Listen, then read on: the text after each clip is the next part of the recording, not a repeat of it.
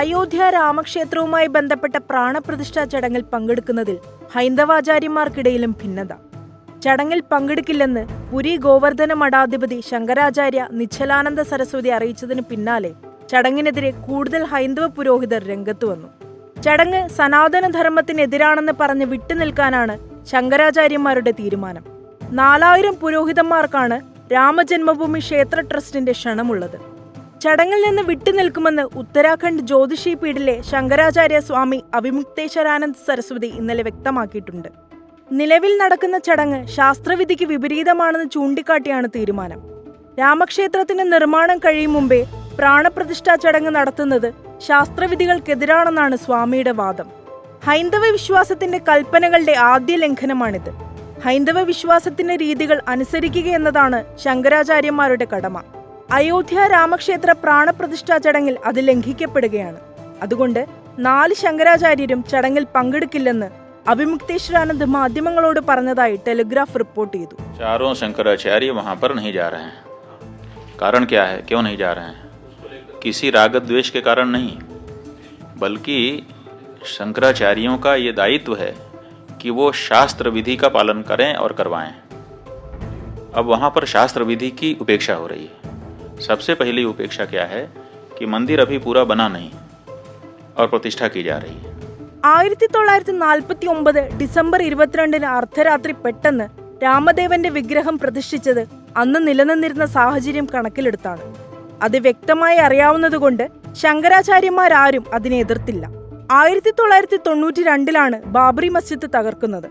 എന്നാൽ ഇന്ന് തങ്ങളുടെ പക്കൽ വേണ്ടത്ര സമയമുണ്ടെന്നും ധൃതി കൂട്ടേണ്ടതായ സാഹചര്യമില്ലെന്നും അതുകൊണ്ട് തന്നെ ക്ഷേത്ര നിർമ്മാണം പൂർത്തിയാക്കിയ ശേഷം പ്രാണപ്രതിഷ്ഠാ ചടങ്ങ് നടത്തുന്നതാണ് ഉചിതമെന്നും അവിമുക്തേശ്വരാനന്ദ് വ്യക്തമാക്കി. ഇതെല്ലാം പറഞ്ഞാൽ തങ്ങളെ മോദി വിരുദ്ധരാക്കും. എന്നാൽ താൻ മോദി വിരുദ്ധനല്ലെന്നും പക്ഷേ ധർമ്മശാസ്ത്രത്തിന് വിപരീതമായി പ്രവർത്തിക്കാൻ കഴിയില്ലെന്നും അദ്ദേഹം കൂട്ടിച്ചേർത്തു. 22 दिसंबर की रात को वहां पर मूर्तियां रख दी गई थी. वो एक परिस्थिति थी कि रात को 12 बजे जाकर के घुस करके रख दिया रामचंद्र दास परमहंस आदि लोगों ने. उस समय के जो वहाँ के कलेक्टर थे नैयर साहब के सहयोग से. और उसके बाद 1992 में ढांचा ढाया गया. उस समय कोई मुहूर्त थोड़े देखा जा रहा था. उस समय जैसी परिस्थिति थी उसी में आनन फानन में तंबू तान करके भगवान की मूर्ति गायब हो गई थी. उसको फिर उनके राजा साहब के घर से उनके दादी जी की मूर्ति मांग करके उसको ला करके रख दिया गया. उसकी पूजा होती रही. किसी ने प्रश्न उठाया? किसी शंकराचार्य ने नहीं प्रश्न उठाया कि भाई ये क्यों किया जा रहा है, मुहूर्त नहीं है. क्योंकि उस समय परिस्थिति थी. लेकिन आज ऐसी कोई परिस्थिति नहीं है कि हमको जरूरी हो गया कि आज 22 तारीख को ही कर दें. आज तो हमारे पास पूरा मौका है, हम अच्छे से बना करके प्रतिष्ठा कर सकते हैं. लेकिन फिर भी अधूरे मंदिर में प्रतिष्ठा कर दी जा रही है. तो ये हम कैसे स्वीकार कर लें?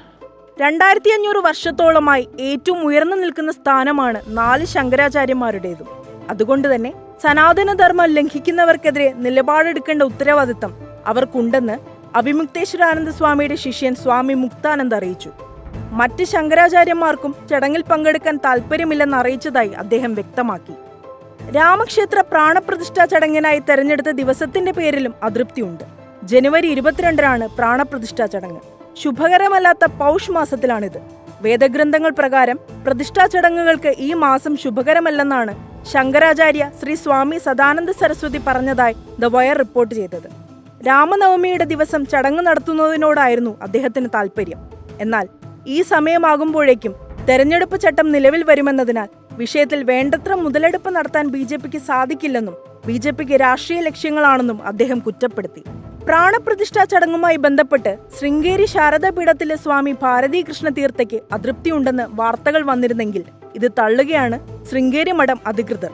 ശൃംഗേരി മഠവുമായി ബന്ധപ്പെട്ട് വ്യാജ വാർത്തകളാണ് പ്രചരിക്കുന്നതെന്നും ചടങ്ങുമായി ബന്ധപ്പെട്ട് ശങ്കരാചാര്യ ഭാരതീ തീർത്ഥസ്വാമി അതൃപ്തി പ്രകടിപ്പിച്ചുവെന്ന വാർത്ത തെറ്റാണെന്നും ശൃംഗേരി മഠത്തിന്റെ ഔദ്യോഗിക എക്സ് പേജിൽ നിന്നും കുറിപ്പ് പുറത്തു വന്നിട്ടുണ്ട്.